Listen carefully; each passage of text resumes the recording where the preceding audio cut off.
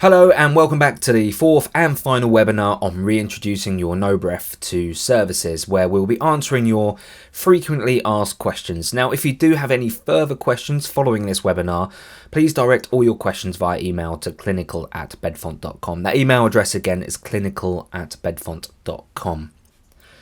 So moving on now to our first frequently asked question: will persistent cleaning of the device cause erroneous readings? Well, Bedfont has conducted testing due to increased cleaning of the devices in response to COVID-19 and the stress it may put on our devices. Over 80 tests were performed in a short period of time on a number of devices. The devices were saturated in recommended solutions. The results did not cause any significantly high erroneous readings, and therefore we can conclude that increased cleaning of the device will not have impact on performance.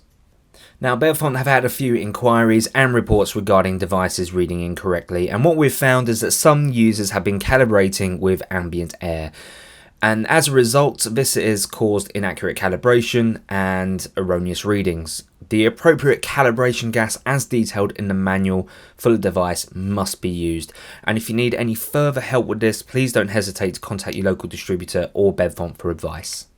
It's also important to note that you do not calibrate your devices around alcohol VOCs, as this could also result in an inaccurate calibration.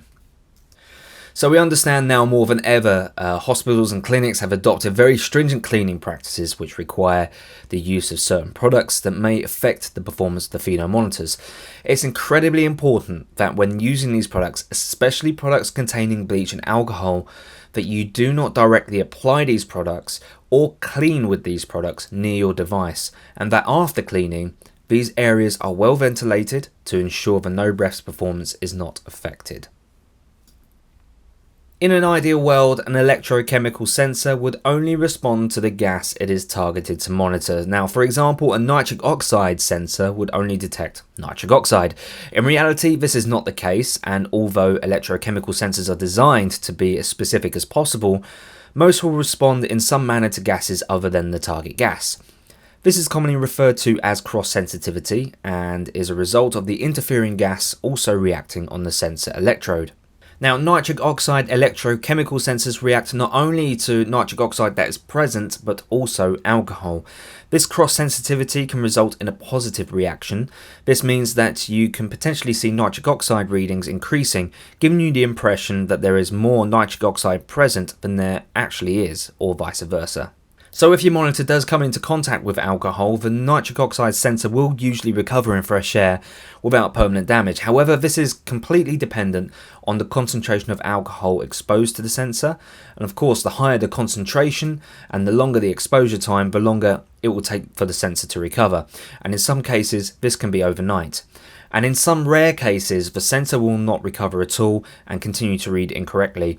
And if you feel like your device is not recovering or reading incorrectly, we advise getting in contact with your local distributor or Bedfont for further advice.